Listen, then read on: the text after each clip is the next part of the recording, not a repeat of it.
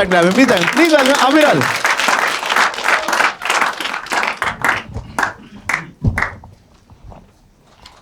जगह बनानी पड़ती है ना, तो देख ही रहे होगे आप।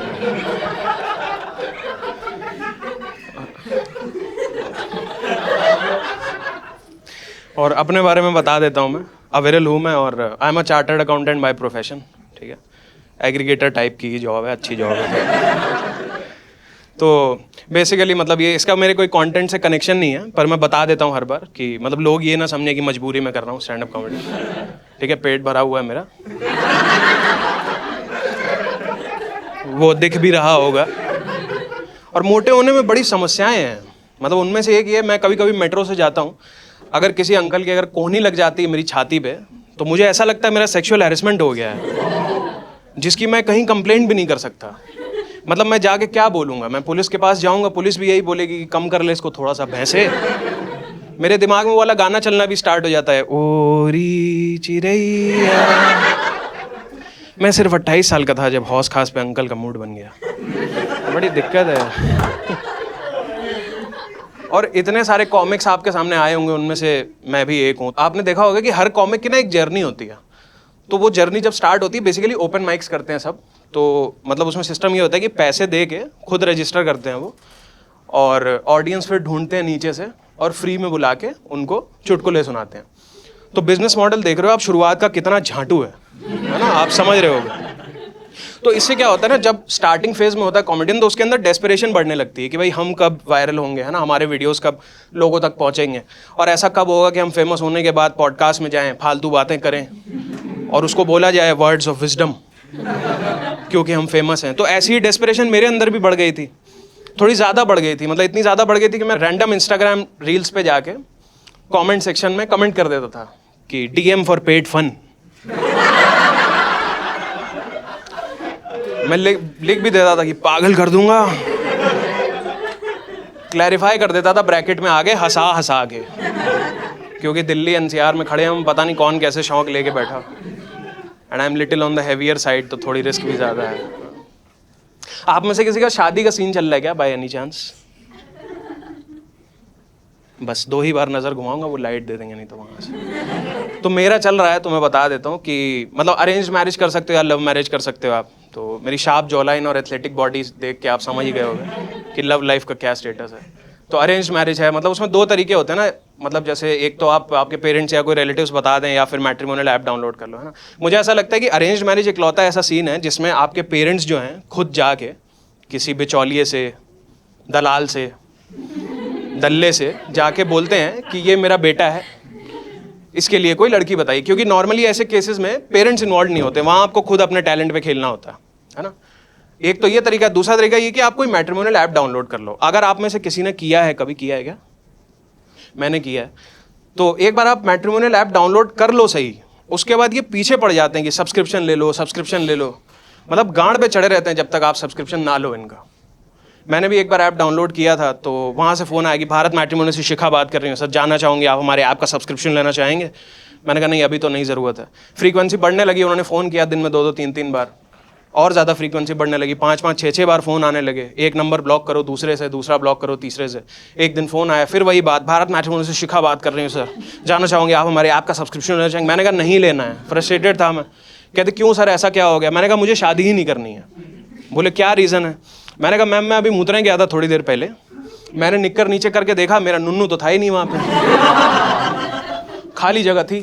बगल में मकान बन रहा है, मैंने थोड़ी सी सीमेंट उठा के वहाँ पे पलस्तर कर दिया, अभी सूखेगा तो पेंट भी कर दूंगा। जब नुन्नू ही नहीं है तो शादी करके बिल्कुल पीछे पड़ जाते हैं यार। मतलब दिल्ली मेट्रो के बाहर बैठने वाले भिखारी भी जो होते हैं ना, उनको भी आप मना कर दो कि दीदी टूटे नहीं हैं, है ना, बाबा टूटे नहीं, मान जाते हैं वो।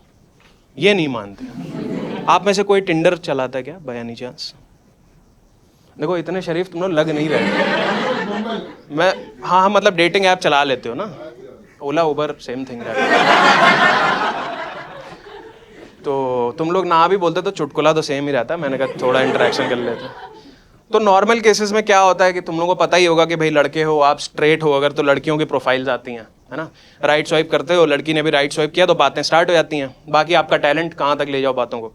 तो नॉर्मल केसेस में जो टिंडर होता है वो चलता है फ़ोन की स्क्रीन पे, है ना। इस स्क्रीन पे चलता है। अरेंज मैरिज के केस में मेरा जो टिंडर था वो चल रहा था पंडित जी के यहाँ पे, क्योंकि मेरे पापा ऐसे 5-5, 6-6 कुंडलियों के गट्ठर लेके जाते थे लड़कियों की कुंडली दिखाने, और पंडित जी हर कुंडली को लेफ्ट स्वाइप मार देते थे कि इसमें शनि की स्थिति खराब है लड़की की, इसमें राहु की महादशा है, इसमें बुध ग्रह अच्छा नहीं है, इसमें लड़की के छोटे हैं। सपने सपने सपने कुंडली देख के ही पता चलता है सपनों का, बाकी चीज़ों के लिए मेहनत करनी पड़ती है। तो अजीब अजीब सी चीज़ें एनकाउंटर करी मैंने। आप कभी अगर अरेंज मैरिज के सीन में जाओगे ना तो ऐसा होगा आपके साथ भी, मतलब मेरे साथ तो हुआ ही है। एक बार एक लड़की की मम्मी का फ़ोन आया मेरे पापा के पास, तो उन्होंने बोला कि मेरी बेटी ने बीटेक किया है, गुड़गांव में जॉब करती है। मेरे पापा ने भी बताया कि बेटा सीए है, पेट भरा हुआ उसका। तो आगे उन्होंने बताया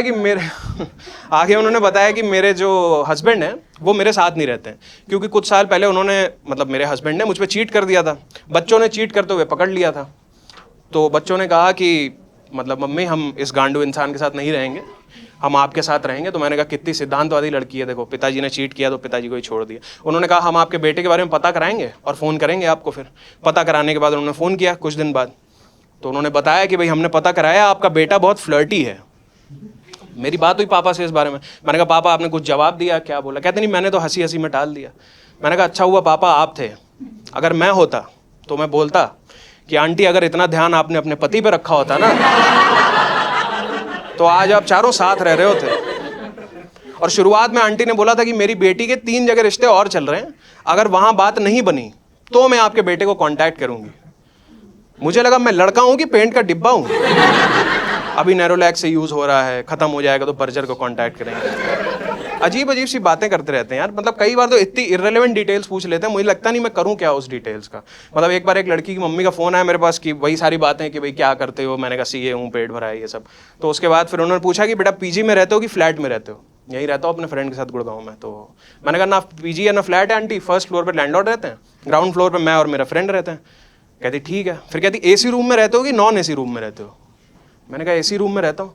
फिर खुद बताने लगी कि मेरी बेटी भी एसी रूम में रहती है, लेकिन सर्दियों के मौसम में वो नॉन एसी रूम में शिफ्ट हो जाती है। मुझे समझ नहीं आया मैं इस डिटेल का करूँ क्या। मैंने कहा अच्छा हुआ आंटी, मतलब सुन के अच्छा लग रहा है। मुझे लग रहा है जो सब्सक्रिप्शन लिया है आपने ऐप का, वो शायद जो ये पैसे बचे हैं उसी से लिया है। अच्छा हुआ। क्या करूं मैं इस डिटेल का।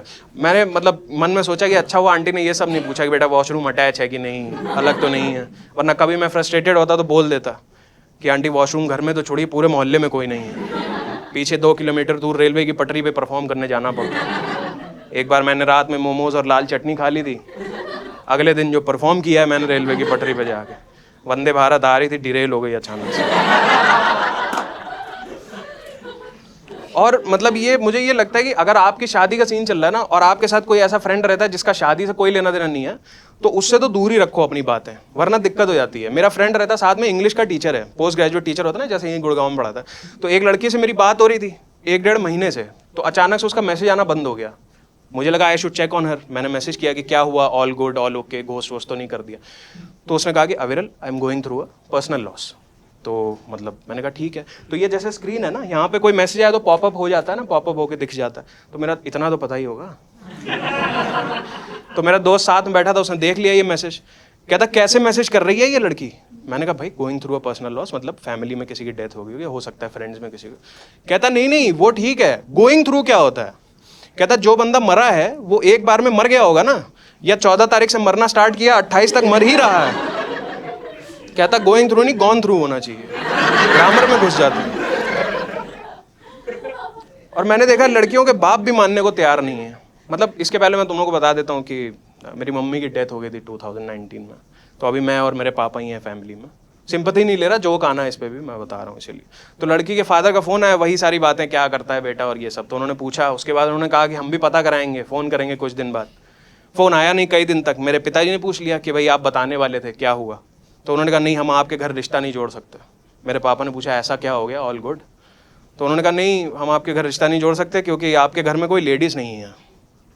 मैंने कहा ये तो वही बात होगी ना कि जॉब नहीं है क्योंकि एक्सपीरियंस नहीं है, और एक्सपीरियंस इसीलिए नहीं है क्योंकि जॉब नहीं है। मैंने फिर पापा से पूछा, मैंने कहा पापा आपने क्या जवाब दिया? कहते मैंने तो हंसी हंसी में टाल दिया। मैंने कहा अच्छा हुआ आप थे, अगर मैं होता तो मैं बोलता कि ये तो मेरे पिताजी ने मुझे सिखा रखा है कि घर में जो लक्ष्मी आ रही है ना, उसका कोई गलत यूज़ नहीं होना चाहिए। मतलब जो पैसा आ रहा है उसका कोई गलत यूज़ नहीं होना चाहिए, वरना जितनी मेरी सैलरी है ना, मैं घर में रोज़ नई लेडीज़ ला सकता हूँ, वो भी घंटे के हिसाब से। बकचोदी तो करना मत मेरे सामने। और आपने देखोगे जब शादी वादी चल रही होती है ना, तो तरह तरह के खर्चे होते हैं, लड़के वालों से लड़की वालों से कराए जाते हैं, और बिल्कुल देख लिया जाता है कि काट डालो इनको खर्चे करा करा के। मुझे हर खर्चा जस्टिफाइड लगता है, बस एक को छोड़ के, जो फोटोशूट का खर्चा होता है ना। मतलब वो आते हैं आपके पास, पूरी प्रोफाइल आपको दिखाते हैं, कि कहते हैं कि हम एक्जॉटिक लोकेशंस पे आपको ले जाएंगे, आपका फोटोशूट कराएंगे ना। एक्जॉटिक लोकेशन के नाम पे मिट्टी वाले खंडरों में ले जाते हैं, कोने में सुअर लौट रहे होते हैं, यहाँ पे कपल अपनी फोटो खिंचा।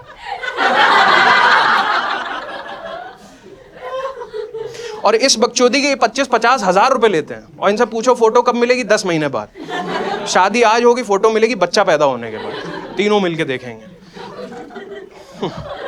और आपने एक चीज और गौर करी होगी कि जब शादी चल रही होती है तो यहाँ जैसे कोने में स्टेज लगा होता है, यहाँ नहीं, यहाँ लगा होता है, इस कोने में स्टेज लगा होता है। हाँ, तो दूल्हा दुल्हन बैठे होते हैं, यहाँ पे डीजे लगा होता है ना। सब रिश्तेदार सारे लौट रहे होते हैं, नाच पट्टी मचा रहे होते हैं, बिल्कुल एक दूसरे के ऊपर चढ़ के नाच रहे, वो भी जिनका कोई कनेक्शन नहीं है दूल्हे दुल्हन से, वो भी नाचो। तो एक पॉइंट आता है जब सबको किनारे कर दिया जाता है ना, दूल्हे दुल्हन आते हैं, ठीक है, क्यूट कपल डांस करते हैं, बहुत अच्छा मोमेंट होता है, सब आगे ऐसे वाला है ना, क्यूट कपल डांसेस करते हैं, बहुत अच्छा मोमेंट चल रहा होता है, सब किनारे खड़े होते हैं, फोटोज खिंच रही होती हैं, उनकी लाइफ का सबसे अच्छा मोमेंट होता है। आपने गौर किया होगा, आउट ऑफ नोवेयर एक चुपमारी का रिश्तेदार आता है, ऐसे साइड से 500 का नोट निकालता है और सारे